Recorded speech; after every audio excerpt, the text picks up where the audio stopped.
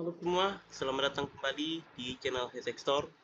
Oke, pada video kali ini kita akan lanjutkan kembali pembelajaran kita tentang pemrograman dasar Python.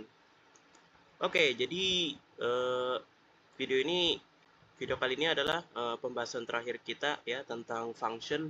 Jadi pada pembahasan terakhir kita kali ini kita akan membahas satu hal yang unik nih dari Python ya, yang mungkin nggak kita temui dari bahasa pemrograman lain ya. Salah satunya ya C++ ya. Jadi dalam Python ya, function itu bisa loh apa ya, bersarang gitu. Maksudnya gimana? Nah, maksudnya eh, kalau teman-teman sudah memahami ya konsep eh, nested loop atau nested percabangan gitu ya. Nah, maka teman-teman mungkin bakal langsung ngeh gitu kalau nested function ini ya artinya ya function didefinisikan di dalam function. Iya, benar. Python mengizinkan itu ya, teman-teman. Beda dengan C++ atau mungkin bahasa pemrograman lain yang nggak mengizinkannya ya. Jadi functionnya tuh harus diletakin di global gitu ya kan, bukan diletakin di dalam suatu function gitu ya. Nah, gitu. Jadi, eh, sintaksnya sederhana ya. Kita mulai dari eh, function yang tanpa nilai balik dulu ya, teman-teman. Oke, kita tulis dulu dep. Misalnya kita tulis tes aja deh. Nah, seperti ini. Oke. Nah, kemudian di dalamnya lagi kita tulis def lagi ya. Iya, benar. Artinya apa? Artinya kita mendefinisikan fungsi lagi nih, fungsi di dalam tes ini ya. Nah, jadi fungsi di dalam tesnya ini ya kita bebas mau ngasih nama apa, tapi jangan sama ya. Tentu saja jangan sama dengan tes ini ya. Misalnya mungkin kita pengen halo deh. Nah, seperti ini ya. Nah, kemudian kita print seperti ini ya. Nah, print hello seperti ini ya. Nah, gitu. Nah, di dalam function sini ya, kita panggil halonya. Nah, seperti ini ya. Nah, maka nanti kalau misalnya kita coba panggil ya fungsi tesnya ya. Kita coba nih ya, panggil fungsi tesnya seperti ini. Maka dia bakal memanggil fungsi tes ya, kemudian dia mendefinisikan fungsi halo ya. Nah, kemudian setelah dia mendefinisikan, dia langsung panggil fungsi halonya. Nah, maka secara otomatis dia akan ngeprint hello ya, seharusnya begitu. Kita coba run. Oke, dia akan mencetak hello seperti ini ya, teman-teman. Nah, kalau misalnya nggak dipanggil, ya nggak akan terjadi apa-apa ya. Nah, kalau kita coba hapus ya pemanggilan fungsi halonya, nah ya udah nggak terjadi apa-apa gitu, karena nggak dipanggil gitu ya. Nah, jadi harus dipanggil gitu ya kan. Percuma ini fungsinya nih kita definisikan tapi nggak dipanggil gitu. Ya memang sih kita memanggil fungsi induknya ya, fungsi luarnya ya, yaitu fungsi tesnya. Tapi fungsi dalamnya nggak dipanggil gitu ya. Nah, jadi bukan berarti ya kita memanggil fungsi tes, maka secara otomatis fungsi di dalamnya akan ikut terpanggil. Bukan berarti seperti itu ya. Nah, terus gimana kalau misalnya kita mencoba memanggil fungsi halonya dari luar fungsi tes ini ya. Nah, mari kita coba ya. Nah, ini kan bisa nih kita panggil fungsi halonya di dalam fungsi tes, bisa nih. Nah, kalau kita panggil fungsi halonya di luar fungsi tesnya ya. Nah, seperti ini. Kira-kira apa yang terjadi? Mari kita lihat ya. Jawabannya adalah error ya. Kenapa? Karena fungsi halo ini ya, itu dia kan didefinisikan di dalam fungsi. Berarti dia hanya bisa dipanggil di dalam fungsi juga gitu ya. Nah, dalam hal ini fungsi yang dimaksud adalah fungsi tes gitu ya.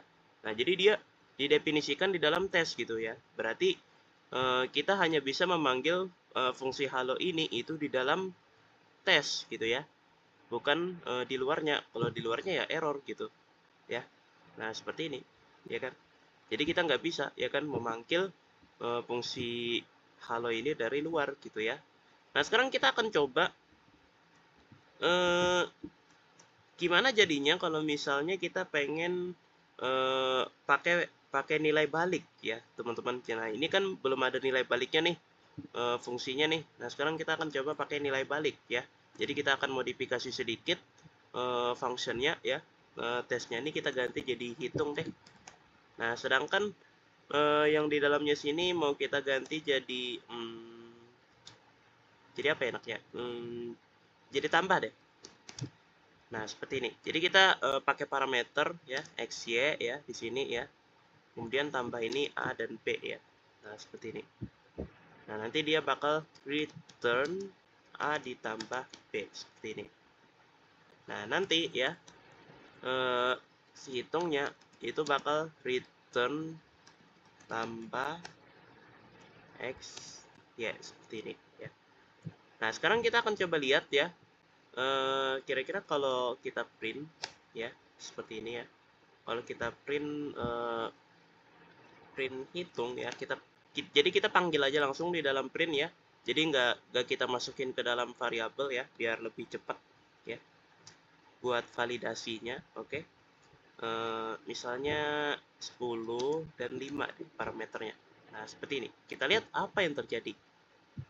Oke, outputnya adalah 15. Nah, kenapa bisa begitu ya? Karena ya 10 ya kan itu milik X, 5 ini milik Y. Nah, kemudian dia mendefinisikan fungsi tambah di sini ya. Nah, kemudian dia bakal return tambah ya. Nah, jadi pemanggilan fungsinya ya, pemanggilan fungsi tambahnya ini itu kita taruh di return. Bisa ya, teman-teman, seperti itu ya. Jadi kita bisa banget ya kan memanggil fungsi tambahnya itu di dalam return ya. Intinya return itu ya selama apa ya, selama fungsi yang kita panggil ini itu mengembalikan nilai numerik ya, maka dia bakal mau aja gitu ya. Nah, dia bakal mau aja gitu kan. Kalau misalnya ya dia mengembalikan sesuatu gitu ya. Enggak, ya mungkin nggak harus numerik juga sih.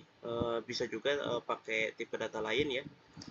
Intinya ada nilai baliknya gitu ya. Jadi tambahin ini bukan kosong gitu ya. Nah, jadi return ini tuh kayak wadah lah gitu ya kan. Wadah yang ya kalau kita pakai analogi jus-jusan ya kan, wadah yang kita kenal kan cuma print sama variabel gitu ya. Wadah buat menampung jus-jus yang habis di blender ya kan. Nah, ternyata return juga bisa jadi wadah gitu ya. Nah, tapi bedanya ya kan return ini ya kan dia wadahnya cuma sementara ya kan, habis itu dia dia langsung dia lempar lagi ya kan. Lempar kemana? Dia lempar ke sini ya. Nah, seperti itu ya. Nah, jadi dia panggil ya pakai parameter x dan y ya. X tambah y ya. Dia lempar ke a dan b ya kan, kemudian ditambah ya, dikembalikan ke sini ya kan. Nah, kemudian dikembalikan lagi ke sini. Jadi kayak lempar dua kali gitu ya nilainya ya kan.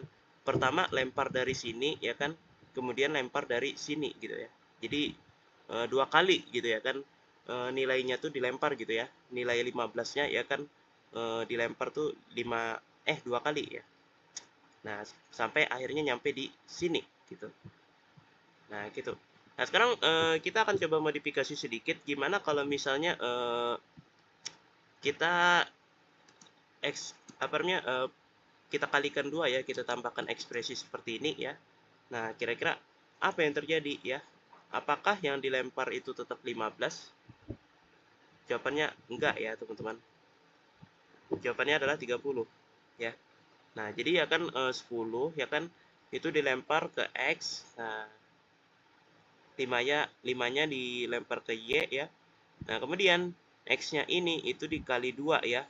Di parameter sini ya, di parameter pemanggil tambah ya, pemanggil fungsi tambah itu dikali 2 jadi 20.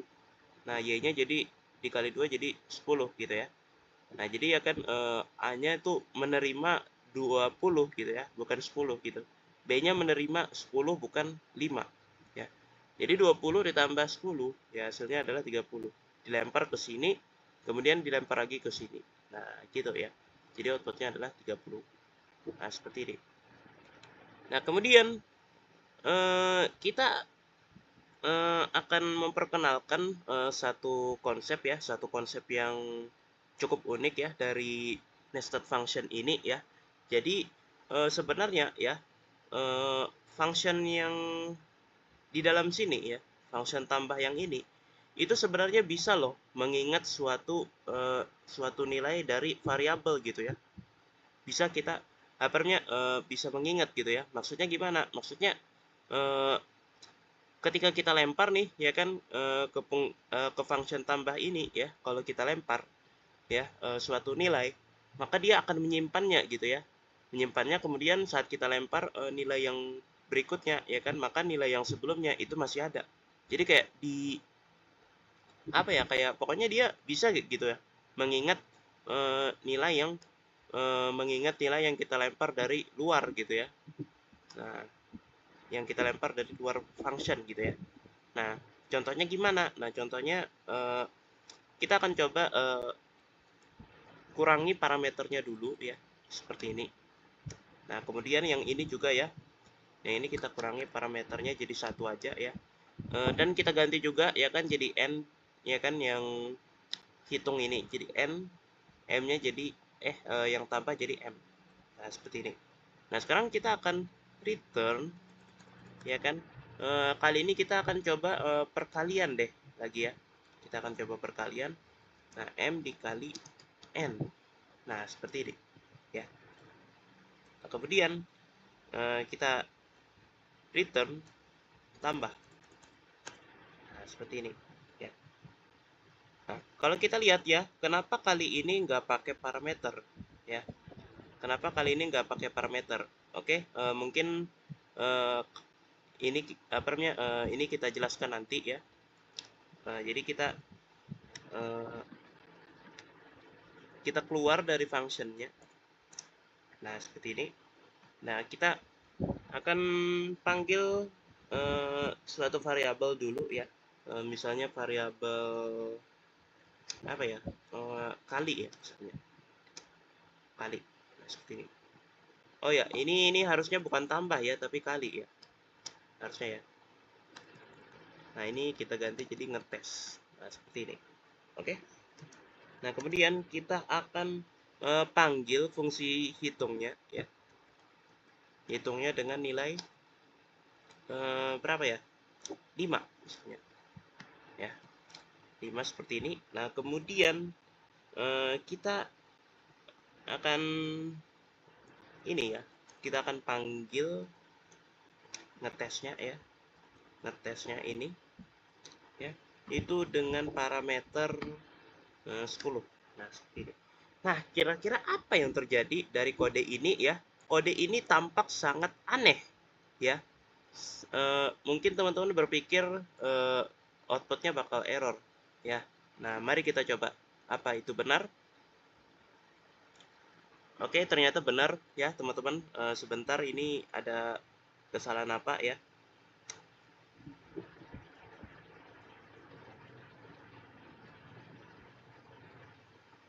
Oh iya, ini lupa ya, ini harusnya kita ganti juga ya. Ini. Oke. Nah, ini tadi kan tambah ya. Awalnya tambah ya kan. Nah, ini awalnya juga tambah ya. Jadi harusnya di sini juga diganti tadi ya. Sorry. Oke. Ternyata outputnya 50 ya, teman-teman. Bukan error ya. Ya, awalnya error ya, awalnya ya. Tapi errornya itu bukan karena kodenya aneh. Tapi karena aku lupa eh, ngeganti eh, tambah tadi jadi kali ya. Yang di return sini ya. Nah, jadi errornya tuh lebih ke kesalahan ini ya, kesalahan dari penamaan variabel, bukan sintaksnya yang aneh. Nah, kenapa jadi nggak error gitu kan? Nah, mungkin teman-teman bertanya, kenapa bisa 50 hasilnya gitu ya? Nah, kenapa bukan error gitu ya? Padahal harusnya error gitu kan, karena kita memanggil fungsi kali tanpa parameter. Oke, mari kita jelaskan ya, teman-teman. Jadi pertama-tama kita memanggil fungsi hitung ya. Fungsi hitung ini dengan parameter 5 ya. Nah, kemudian kita tampung ke dalam tes ini ya, ke dalam variabel ngetes ini ya. Nah, jadi ya kan 5-nya ini kita lempar ke n ya. Nah, dan n-nya itu menampung nilai 5 ya. Nah, kemudian dia mendefinisikan fungsi kali ya, yaitu m ya. Dan kita return m ya. Kita return m dikali n. Nah, gitu ya, teman-teman.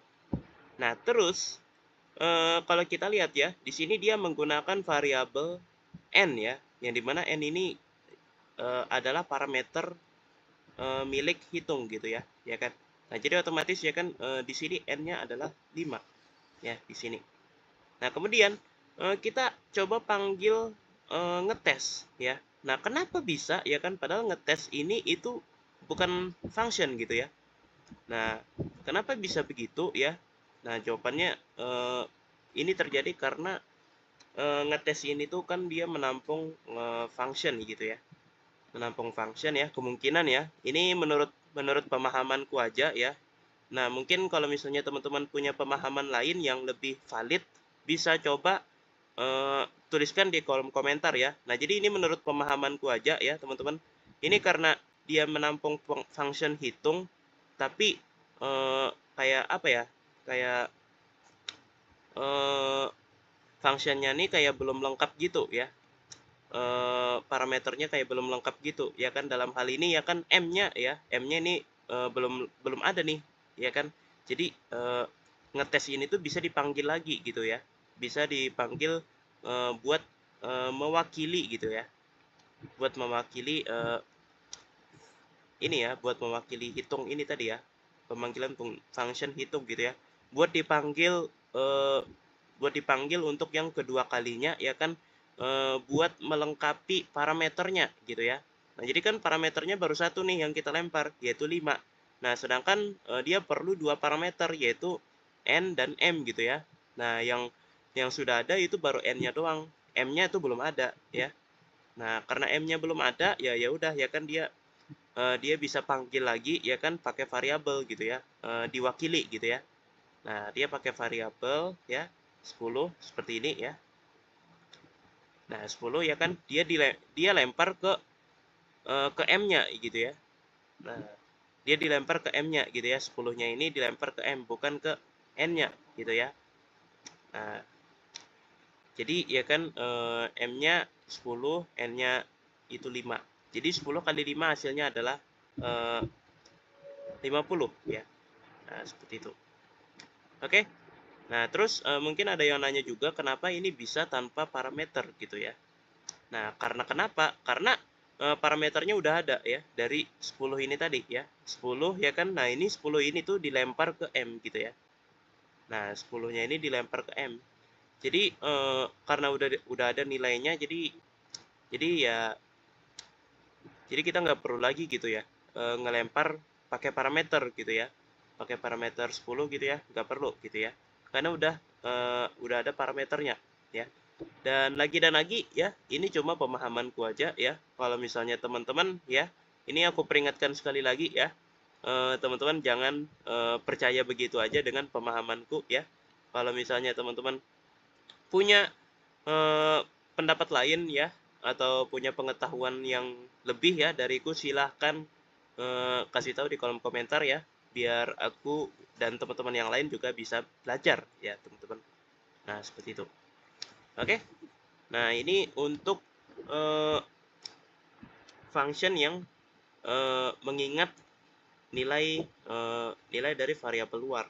Nah, sekarang ada satu konsep lagi ya, yang lebih simpel ya, yang lebih masuk akal ya. Nah, ini kan nggak masuk akal nih, ya kan, pemanggilan fungsi kali tanpa parameter lah, atau gimana. Nah, sekarang kita akan lihat ya fungsi apa namanya, satu konsep lagi ya, sebelum kita tutup video ini ya. Sebelum kita mengakhiri pembahasan kita tentang function dalam Python, kita akan beritahu satu konsep lagi ya, yaitu konsep kata kunci ya, kata kunci non lokal ya. Nah, apa maksudnya? Nah, sebelumnya kita akan modifikasi dulu fungsinya ya. Nah, kita hapus, kita mulai dari 0 dulu ya. Nah, yang ini juga ya kita hapus ya. Kita mulai dari 0. Nah, jadi kita pakai untuk fungsi luarnya kita pakai ini ya. Kita tanpa parameter ya, pakai function tanpa parameter dulu, oke? Nah, jadi kita punya count seperti ini ya, punya variabel count seperti ini ya. Nah, kemudian kita definisikan fungsi tambah ya, seperti ini. Nah, kita definisikan fungsi tambah, oke? Nah, kemudian kita akan coba tambahkan kata kunci non-lokal. Nah, seperti ini. Non-lokal count. Ya, seperti ini. Nah, sekarang kita akan coba count tambah sama dengan 1 ya. Nah, kemudian count sorry return count seperti ini, oke? Nah, kemudian kita return tambah, nah, seperti ini. Atau mungkin kita tambahin parameter 1 ya, yaitu parameter n. Nah, ini kita tambah dengan n. Nah, seperti ini. Jadi kita mau tambah berapa gitu ya. Nah, misalnya tambah 6 gitu ya, tambah 5 deh. Nah, seperti ini. Nah, sekarang kita coba panggil tes ya, seperti ini ya. Nah, karena dia nggak pakai parameter, jadi kita ya udah gak usah pakai parameter juga. Nah, sekarang kita akan lihat outputnya berapa ya. Oke, jadi outputnya adalah 5 ya. Nah, kenapa bisa begitu ya? Oke, kita lihat pada awalnya ya, ini kita nggak ngelempar apa-apa ya, kosong ya, parameternya kosong nih, nggak ada apa-apa. Nah, awalnya ya kita menyediakan satu variabel, yaitu variabel count dengan nilai 0 ya. Nah, awalnya ya. Nah, kemudian kita definisikan fungsi lagi di dalamnya ya, yaitu fungsi tambah ya kan dengan parameter n. Nah, kemudian ini inti dari konsepnya ya, yaitu kata kunci non-lokal. Nah, apa gunanya kata kunci non-lokal ini? Nah, jadi kata kunci non-lokal ini itu gunanya adalah agar kita bisa mengakses ini ya, mengakses variabel count ini ya. Nah, jadi walaupun fungsi tambah ini itu didefinisikan di dalam fungsi tes ya, dan count ini itu adalah variabel milik tes, tetap saja fungsi tambah ini itu nggak bisa gitu ya sembarangan mengakses variabel count ini ya. Nah, jadi dia harus minta izin dulu. Nah, caranya adalah tambahkan kata kunci non-lokal. Nah, biar si tambah ini tadi ya, fungsi tambah ini itu bisa mengakses variabel count ini ya. Nah, jadi sekarang count-nya ini nilainya 0. Nah, kita tambah n ya. Nah, n-nya kita panggilnya di sini 5 ya. Nah, fungsi tambah 5. Nah, jadi n-nya 5 ya kan. Nah, count-nya ditambah 5. Nah, kita return count ya. Nah, dilempar ke sini ya. Count-nya tadi 0 ditambah 5 jadi 5 ya. Nah, dilempar ke sini ya. Nah, kemudian dilempar lagi ke sini. Nah, gitu ya. Nah, jadi dilempar ke sini dulu ya, return count, lempar ke sini, baru dilempar ke sini. Nah, seperti itu. Oke? Nah, jadi aku rasa segitu saja ya pembahasan kita pada video kali ini ya. Semoga dipahami ya. Dan tak lupa aku ucapkan terima kasih kepada teman-teman sekalian yang sudah mau menonton video ini sampai selesai ya. Dan yap, sampai jumpa lagi di video-video berikutnya. Dadah.